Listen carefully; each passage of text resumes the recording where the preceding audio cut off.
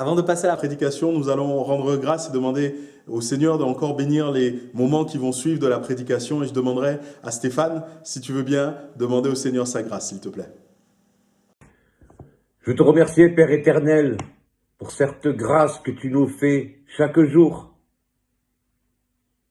Tu nous as prouvé ton amour en nous envoyant ton Fils crucifié à la croix, que tu as ressuscité le troisième jour, car nous sommes tous reconnus pécheurs devant toi. Et c'est parfois en ton Fils, le Seigneur Jésus-Christ, que nous sommes sauvés par grâce.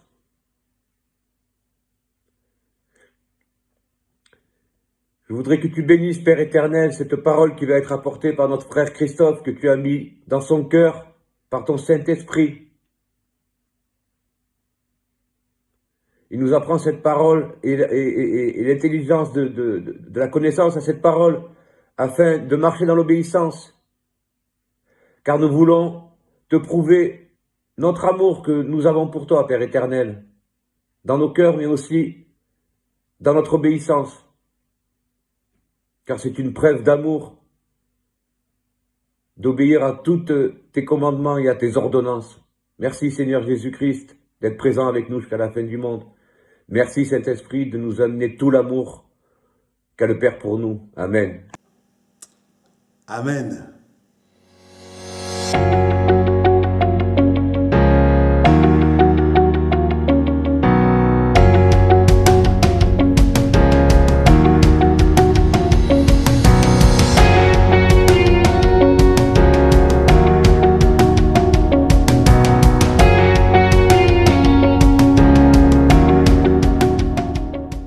Nous allons prendre le temps maintenant d'ouvrir la parole de Dieu et de considérer encore ce que le Seigneur a à nous dire.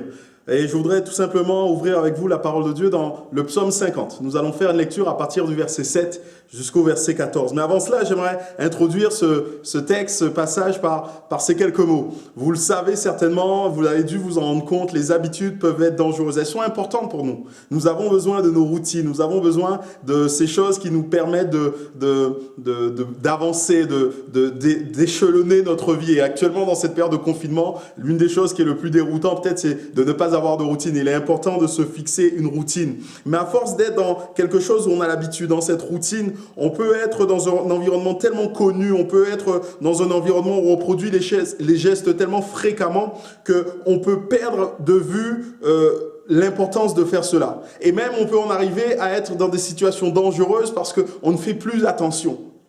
C'est une statistique qui est dans notre pays qui indique que simplement 73% des accidents de la route ont lieu à proximité du domicile. Parce qu'on connaît les routes, parce qu'on a l'habitude de circuler dans ces endroits-là, on a comme baissé notre vigilance. L'habitude, la routine nous a amené à faire moins attention. Les accidents domestiques qui surviennent, c'est-à-dire donc dans l'enceinte de la maison, il nous est dit qu'ils représentent 61% des accidents de la vie. Et ça, c'est toujours une statistique dans notre pays.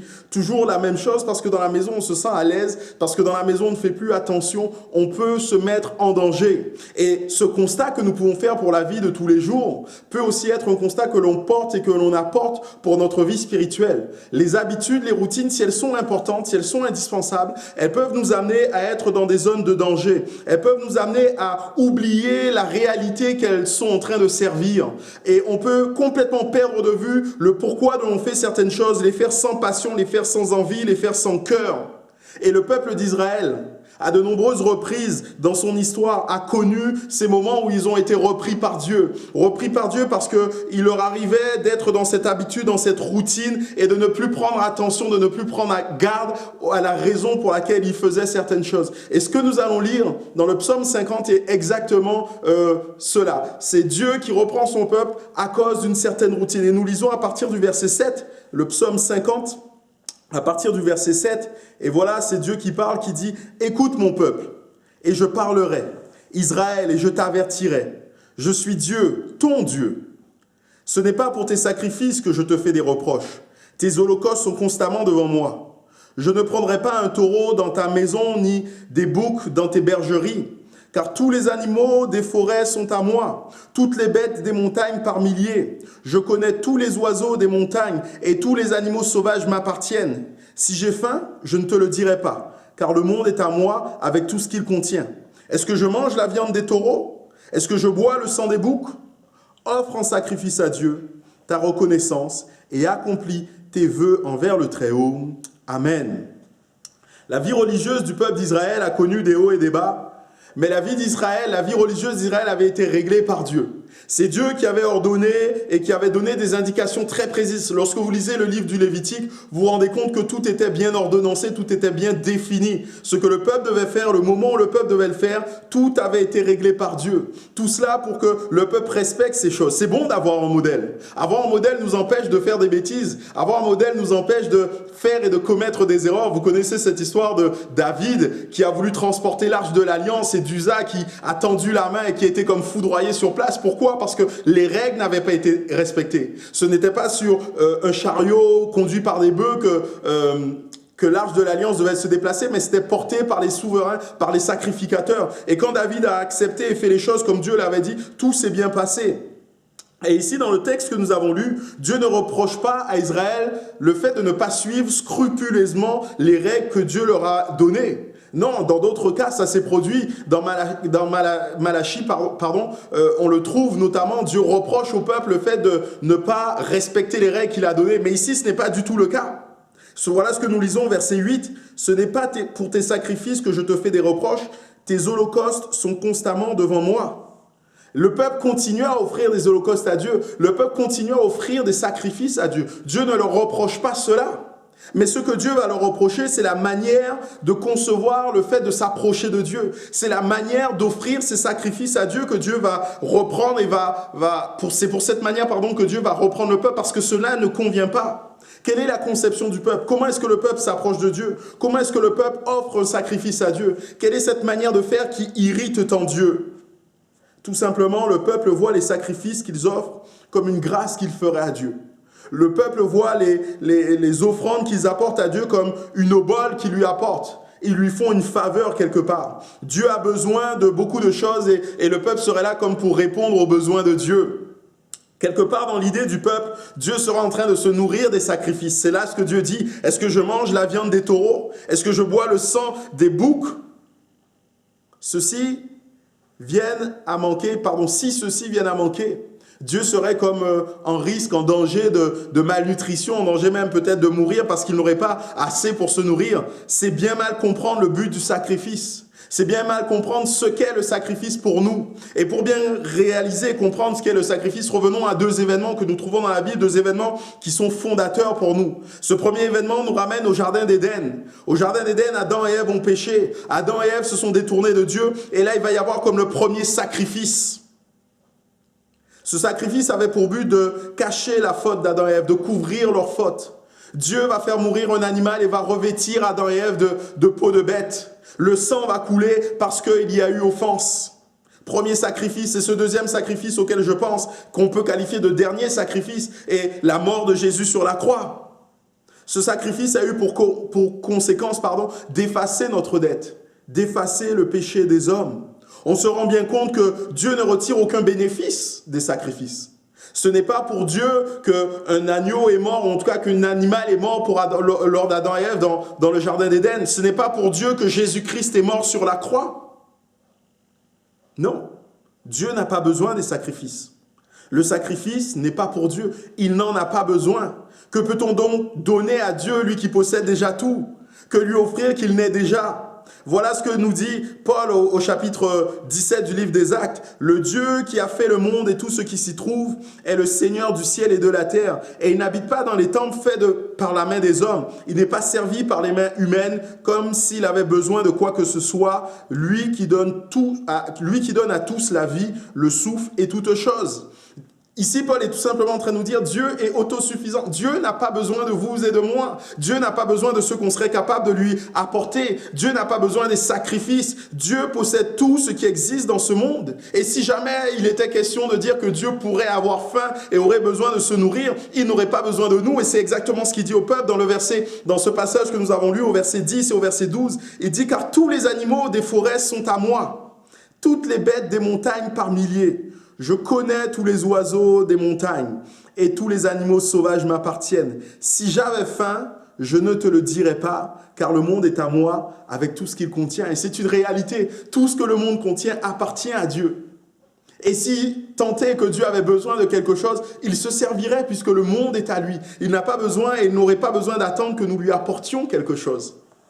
Les sacrifices ne sont donc pas pour Dieu, mais ils sont pour nous. C'est nous qui en avons besoin. C'est nous qui sommes au bénéfice de ces sacrifices. Les sacrifices ne changent en rien la personne de Dieu. Les sacrifices n'apportent rien de nouveau à Dieu. Mais pour le peuple, il s'agissait de quelque chose de très important. Le sacrifice permettait de définir, de réaffirmer l'alliance qu'il y avait entre Dieu et le peuple.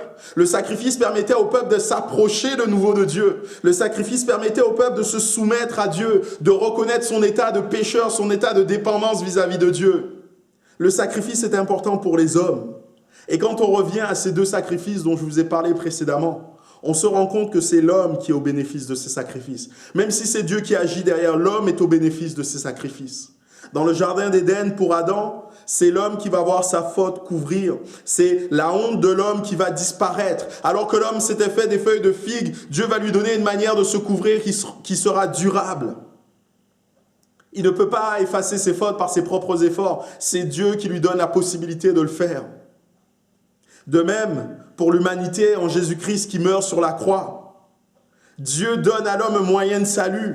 Ce que l'homme ne pouvait pas faire, c'est-à-dire vaincre le péché, être libre du péché, Dieu lui donne la possibilité de le faire au travers de ce sacrifice. On se rend donc bien compte que les sacrifices ne sont pas utiles à Dieu, mais sont utiles pour nous. Le sacrifice n'enlèvera ou n'ajoutera rien à Dieu, mais le sacrifice est indispensable pour l'humanité. Il fait la différence pour vous et pour moi. Voilà pourquoi Dieu reprend l'homme dans sa manière de s'approcher de lui. Voilà pourquoi Dieu lui dit, écoute, tu t'approches de moi de mauvaise manière. Ce n'est pas comme ça. Ce n'est pas un sacrifice dont j'ai besoin, mais ce que je veux, c'est un cœur. Et Dieu ne va pas simplement dire ce qu'il ne veut pas, il va aussi dire ce qu'il attend. Le sacrifice qu'il agrée n'est d'ailleurs pas un sacrifice, pas une forme rituelle, mais plutôt une manière de s'approcher de lui. Au verset 14, ce dernier verset que nous avons lu, il nous est dit, offre en sacrifice à Dieu ta reconnaissance et accomplis tes vœux envers le Très-Haut. Dieu possède toutes choses et n'attend pas le sacrifice pour recevoir quelque chose. Le plus important dans le sacrifice n'est pas le sacrifice en lui-même, mais celui qu'il apporte, la manière dont il apporte, la manière dont il donne ce sacrifice. Vous vous souvenez sûrement de cet épisode de Jésus alors qu'il est là dans le temple avec ses disciples et qu'il voit cette vieille femme, cette vieille dame jeter et mettre 3 pièces dans le tronc et il dit « Cette femme a donné plus que tous les autres parce qu'elle a donné de tout ce qu'elle avait. Elle a donné de tout avec son cœur. » Dieu n'est pas impressionné par les attitudes extérieures. L'homme regarde à ce qui frappe les yeux, mais Dieu regarde au cœur. Dieu n'est pas impressionné par tout ce qui est extérieur. Dieu n'est pas impressionné par tout ce qu'on pourrait donner ou laisser paraître. Dieu sait et Dieu veut que les vrais adorateurs l'adorent en esprit et en vérité. C'est ainsi que nous devons nous approcher de Dieu. L'organe de l'adoration, l'organe qui nous permet de nous approcher de Dieu, c'est notre être intérieur, pas tant notre être extérieur. Et la première des choses que Dieu attend, la première des choses que Dieu veut pour nous, c'est que nous venions devant lui avec reconnaissance. Offre en sacrifice à Dieu ta reconnaissance. Si on voulait limiter, réduire la louange, l'adoration, les remerciements vis-à-vis de Dieu à un seul mot, ce serait ce mot merci, je dis les remerciements, ça fait double emploi. Mais la louange et l'adoration, si on voulait les réduire à un seul mot, on pourrait les réduire à ce mot merci.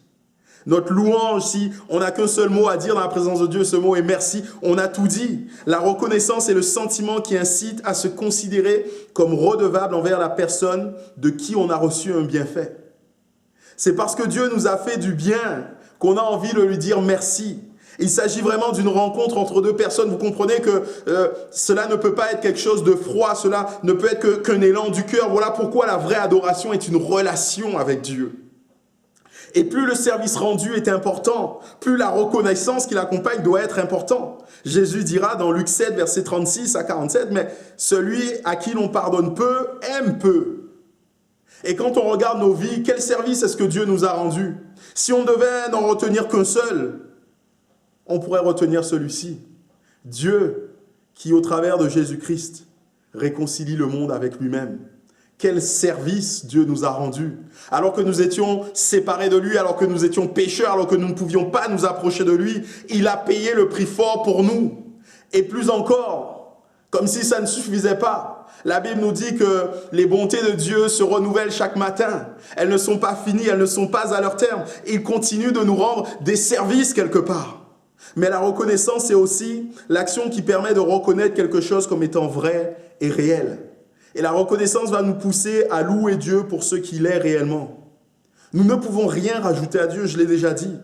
Nous ne pouvons rien lui donner. Dieu est parfait, Dieu n'a jamais changé. Depuis le commencement, Dieu est celui qui est et il ne changera jamais. Mais par contre, au travers de la louange, on peut regarder Dieu pour ce qu'il est et constater, réaliser, comprendre encore tout à nouveau qu'il est grand, qu'il est merveilleux, qu'il mérite la louange, qu'il mérite l'honneur, qu'il mérite l'adoration. Voilà ce que l'on fait. On a pour habitude de dire qu'on rend à Dieu la gloire, qu'on lui donne la louange, qu'on lui donne l'honneur. Mais ce n'est pas cela en fait. C'est au travers de la louange, nous regardons Dieu et nous réalisons que toutes ces choses se trouvent en lui. Nous n'apportons rien à Dieu. Nous ne faisons que constater, que reconnaître ce que Dieu est réellement et ce qui se trouve en lui. Mais la deuxième des choses que Dieu attend de nous, c'est l'obéissance. Accomplis tes vœux envers le Très-Haut. L'obéissance démontre notre cœur. L'obéissance démontre ce qu'il y a au fond de nous. Elle est un signe de notre reconnaissance. Et on a l'exemple du roi Saül dans l'Écriture qui a montré qu'il était bien loin d'avoir un cœur obéissant, un cœur qui cherche Dieu. D'ailleurs, Dieu va se choisir un homme selon son cœur. Et il va se choisir un homme comme David, un homme qui est prêt à obéir à ce que lui, il dit. Dieu va rejeter Saül, car il connaissait son cœur. Saül était celui qui, à bien des reprises, a donné l'apparence de pouvoir louer, de pouvoir adorer Dieu, de pouvoir s'approcher de lui, d'avoir une vie de piété. Mais il en était tellement éloigné. À certains moments, il a agi pour impressionner les hommes. Vous connaissez cet épisode où le prophète Samuel lui avait dit d'attendre. Et quand il viendrait, il offrirait un sacrifice. Voyant que Samuel tardait, voyant que le peuple était en train de se décourager, pour impressionner le peuple, pour encourager le peuple encore, il va lui-même offrir ce sacrifice. Mais le cœur n'y était pas. À un autre moment, alors que Samuel lui a dit, écoute, tu voueras tout par interdit, c'est-à-dire que tu feras mourir toute chose, tu ne garderas rien pour toi. Il va garder ce qu'il y avait de précieux pour lui et pour ses hommes, parce qu'il veut plaire à ses hommes, parce qu'il veut plaire aux hommes, à ceux qui sont autour de lui. Les apparences pouvaient laisser croire qu'il rendait un culte à Dieu, mais l'adoration, le culte que l'on doit à Dieu se manifeste par notre obéissance. Et le prophète Samuel lui dira, « L'Éternel trouve-t-il autant de plaisir dans les holocaustes et les sacrifices que dans l'obéissance à sa voix? Non, l'obéissance vaut mieux que les sacrifices et l'écoute attentive vaut mieux que la graisse des béliers. » Mes bien-aimés, il serait facile pour nous, mais ô combien dangereux, de considérer que ce qui est arrivé au peuple d'Israël, de considérer que les reproches qui ont été faits au peuple d'Israël ne nous arriveront jamais. Non, la Bible nous dit que ce qui est arrivé à Israël leur est arrivé pour nous servir d'exemple. Et ce que nous venons de lire est un exemple que nous devons considérer. Nous ne devons pas minimiser les dangers de l'habitude, les dangers de la routine dans nos vies. Nous avions l'habitude de nous retrouver dans un lieu. Nous avions l'habitude d'être ensemble pour prier Dieu le dimanche matin et le mardi soir et le vendredi soir. Nous avions l'habitude de nous voir, de nous rencontrer, de nous saluer, de partager les uns avec les autres. Mais comment est votre vie spirituelle en ce temps de confinement? Où en êtes-vous avec votre propre vie spirituelle? Où en êtes-vous avec les sacrifices que vous apportez à Dieu?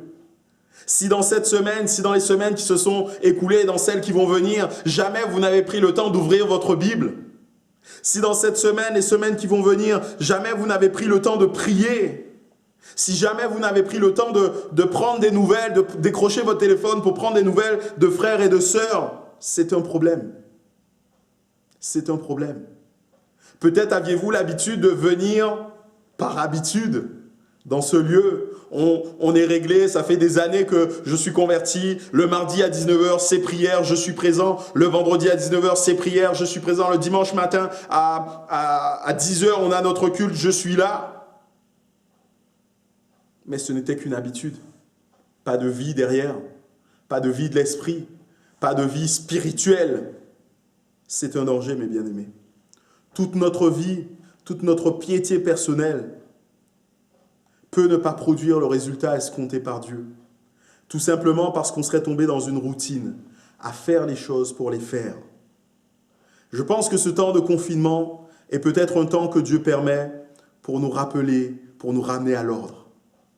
Ce temps de confinement n'est pas quelque chose qui échappe au contrôle de Dieu. Au contraire, je pense que Dieu se saisit de ces moments pour nous interpeller encore. Il veut nous amener à repenser nos motivations. Est-ce que je comprends le besoin que j'ai de m'approcher de Dieu? Est-ce que je comprends que c'est pour moi, l'important c'est de m'approcher de Dieu? Dieu n'a rien à y gagner. Je pourrais ne pas m'approcher de Dieu, que Dieu, cela ne changerait rien à sa vie, à son existence. Mais moi, si je ne m'approche pas personnellement de Dieu, cela va changer considérablement ce que je suis. Cela va changer la manière dont je vais vivre des réalités maintenant. Cela va changer la manière dont je vais comprendre certaines choses. C'est moi qui ai besoin de m'approcher de Dieu. Cela va changer la force que j'ai pour faire face à des difficultés. C'est moi qui ai besoin de Dieu.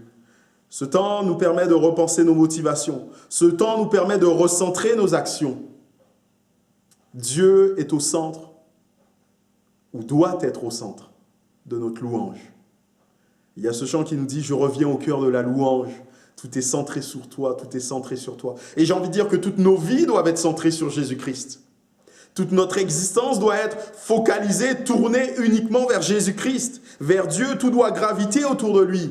Nous devons peut-être recentrer nos actions, mais nous devons aussi certainement revoir nos motivations. Dieu veut une relation avec chacun d'entre nous. Une relation sincère, une relation qui doit être basée sur la reconnaissance et l'obéissance, comme nous l'avons vu. Mais bien aimés, est-ce que l'adoration dans vos vies est devenue une routine, une habitude, sans saveur?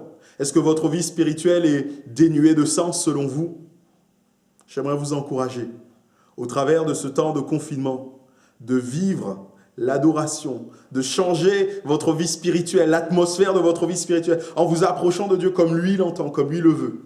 Et ce faisant, assurément, le Seigneur vous bénira et le Seigneur ne manquera pas encore d'étendre ses mains sur vous. On se recueille un instant.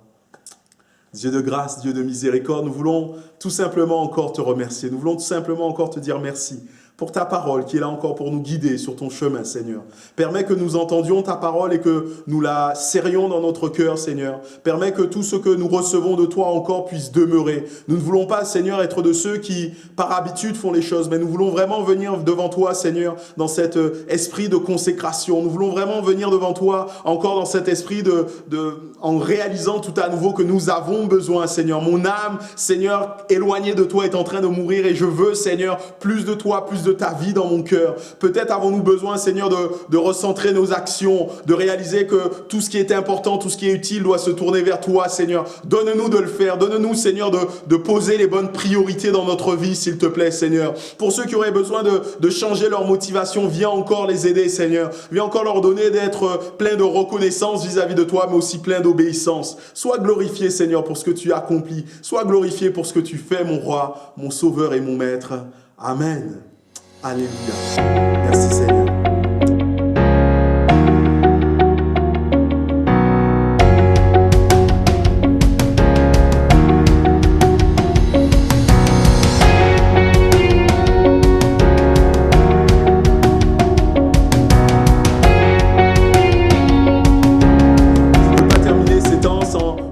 Quelques nouvelles, quelques informations, bien sûr les nouvelles qui concernent notre programme. Donc maintenant on va commencer à rentrer dans ce programme petit à petit. Je ne suis pas encore complètement rodé, mais les choses vont venir petit à petit. On continuera toujours avec ces émissions radio, donc 2 fois par semaine, le mardi et le vendredi. Ces émissions qui nous permettent encore d'apprendre, de découvrir et de connaître les uns les autres. Donc je le redis encore une fois, mais si vous avez du contenu, si vous avez envie de partager un témoignage, si vous avez envie peut-être de chanter, si vous avez envie qu'on apprenne à vous connaître, ça peut être aussi une occasion.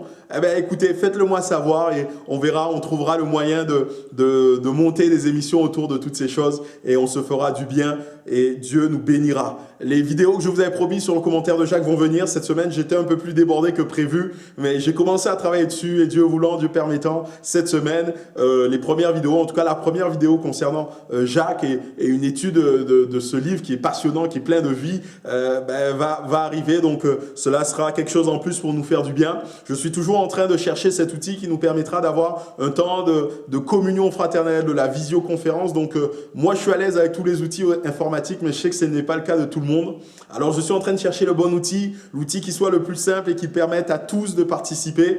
Et Dieu voulant, là encore, on devrait peut-être avoir notre première réunion. Donc, dans la semaine, je vous enverrai un message WhatsApp et avec des informations sur tout cela.